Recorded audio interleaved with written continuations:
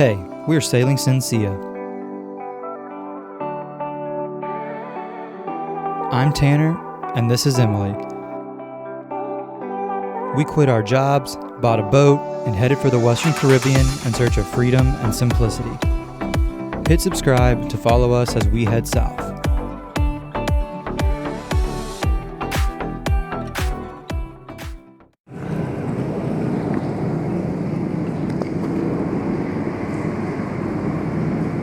Is this what cruising looks like, babe? Uh-huh. What are we doing? Checking in, man. Checking into Mexico. Gotta get in the country. The country? Yeah. We just saw Delos drive by. That was cool. It was interesting. No. We waved. Celebrity. Yeah, celebrity cruiser. We want some food and air conditioning. What else do we want? I don't know. What else do we want? Topo Chico? Topo Chicos.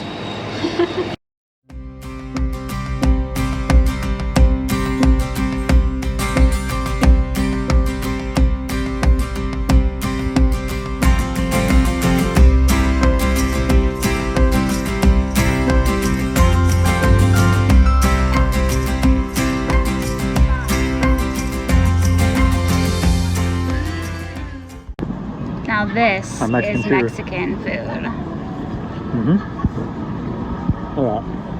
Street tacos. And an empanada, that's gone.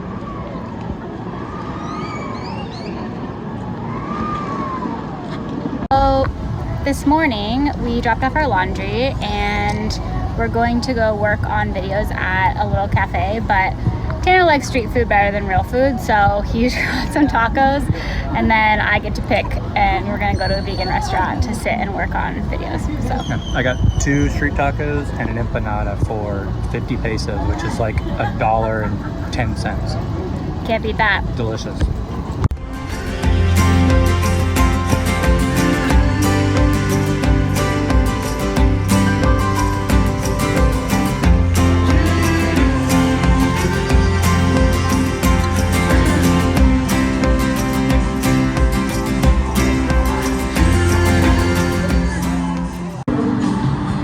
Emily found a vegan place, right?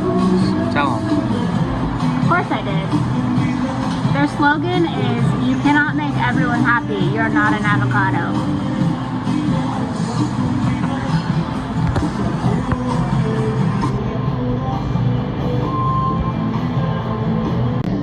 Vegan enchiladas.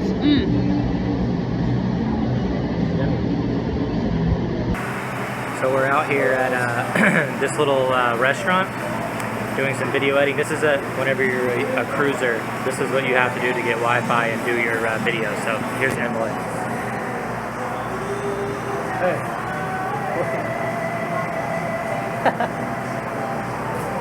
This is what it looks like. It's hot. We got to get Wi-Fi. I just uploaded a video, about to upload a podcast. Emily's working on the next video. This is what it takes. This is that real sailing life right here.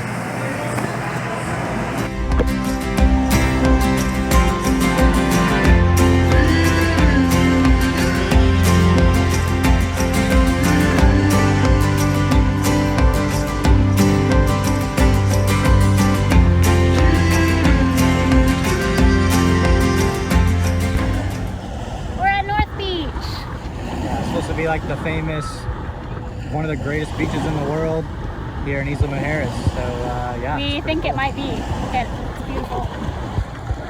I'll show you a little panning shot of the whole beach. It's pretty nice.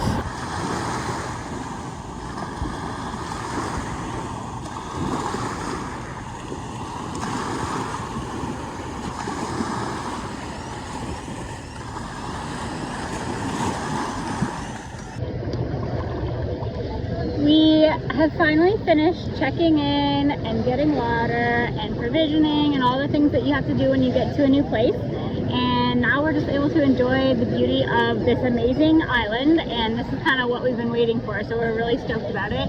I don't know if anything really beats this. I mean, this is what we started boat life for, to kind of have this in our backyard, so we're just enjoying it, loving it.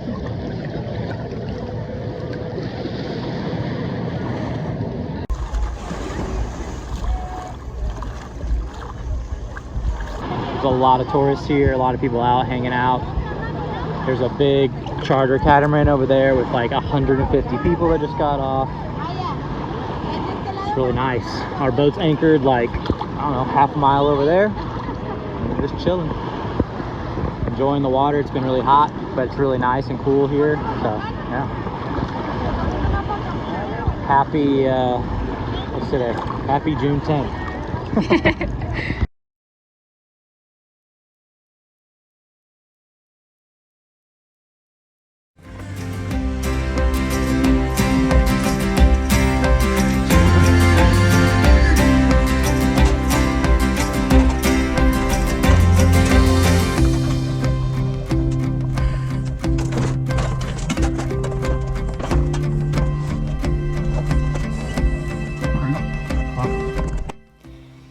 So we got the stove out here. That part came loose. This basically got stripped out or something. The gimbal, so it was loose right there, that screw. And it was causing the stove to fall to the side. So yeah, on the way here, the stove basically like tilted over on when it was gimbaling, and that screw basically came loose. Probably because this boat hasn't been rolling like that in a long time. And yeah, so the stove was basically, the gimbal broke and was tilted sideways kind of.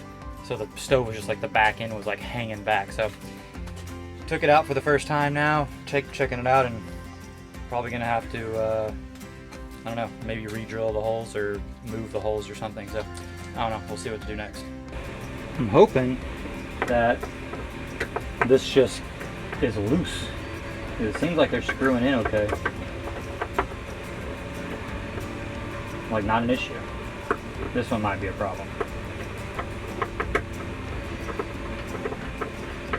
Look at that.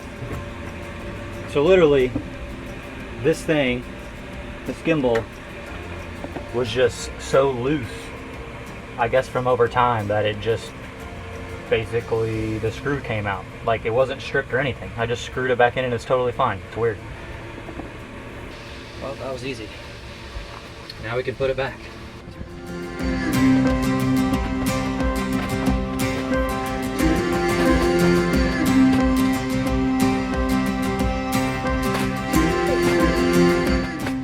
Look at that. Back in business. That's all it took.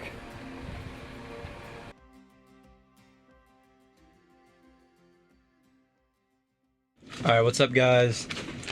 So Emily's gone, doing a couple of little boat projects, and today I'm going to replace the oil in our Yanmar 3GMF. So I don't know, the manual says to replace the oil like every, I don't know, 250 hours or 1,000 hours or something, 500 hours, I don't know, a long time. And I don't know when the last time this has been replaced, because the previous owner had no maintenance logs and I don't think he ever did anything. So we motored quite a bit getting here, so I'm gonna do a oil replacement. So yeah, I don't know if you've ever replaced oil on a diesel inboard motor, but I'm about to show you what it looks like. So I'll just quickly show you guys what I'm gonna use to change this oil. You got small little pump that has an in and an out hose. This little hose adapter thingy here, that's gonna go into the dipstick guide, like where you check your oil, and that's how I'm gonna pump it out. And I'm gonna pump it into old oil bottles, quarts, and go, you know, recycle that or whatever when I'm done. But that's pretty much it. I'm gonna drain the oil with a pump into this, take the oil filter off, replace it with a new one, and then fill the oil back up. So pretty simple stuff, I think. I've never done it, but I'm about to do it. I think it'll be pretty easy. So I'll kind of show you guys, I guess on our boat. I'm sure it's pretty similar probably on most boats, but this is how you get to the dipstick to check the engine oil, and I'll show you kind of how you get to it and where you fill oil. So this is the companionway right down here, comes open. Under the sink here, you can see, got your fuel filter there, basically right in there. You can see the dipstick right in the middle, right? So I got to pull that out and insert my tube, my little tube in there, and pump all of the oil out. And then here, you can see that just on the top of the engine, right here, you take that cap off, pour your engine oil in there, good to go. So pretty simple. It's actually really not that hard to get to. It's like pretty accessible. So yeah, let's get after it.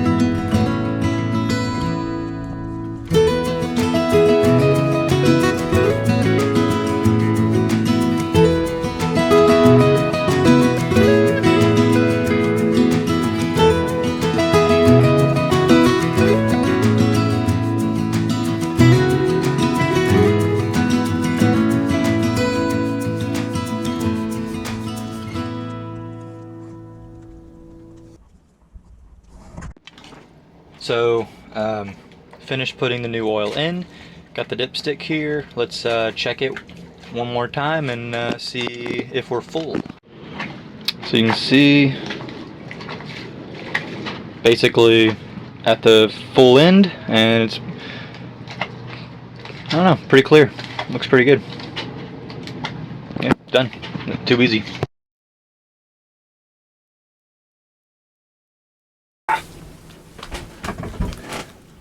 So sometimes in day-to-day boat life, we do passage planning, and it looks like this. Sometimes, more like most of the time. Yeah, when we get ready to do a trip, we passage plan like almost every day or every other day until we leave, because the weather changes all the time. We change our minds all the time. Like we've just changed our mind on our route down south. So we're going over the weather together, talking about anchorages and marinas and what day and what the winds are going to be. That's what we're doing. So the 20 knots and above starts on Wednesday morning. Which is what day? It was so fast.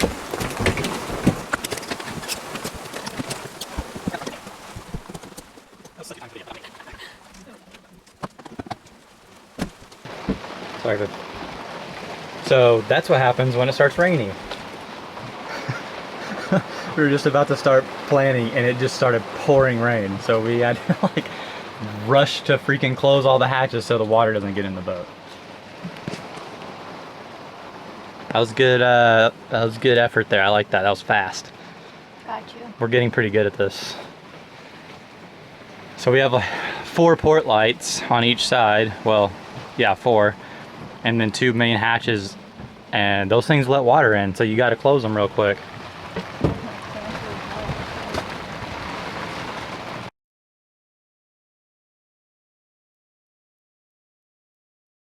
We have a soon-to-be tropical storm brewing in the Gulf of Mexico. Probably by this time tomorrow, we will have tropical storm Claudette. Right now, the center is kind of out in the open. The main convection, the main thunderstorm area is to the east of it.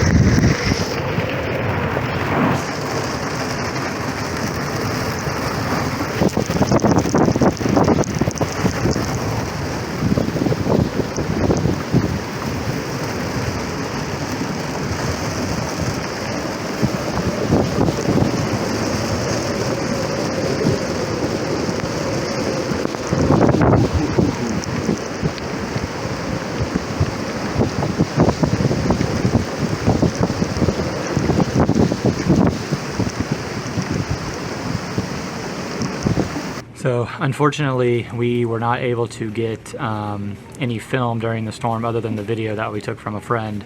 First thing in the morning, the winds really picked up.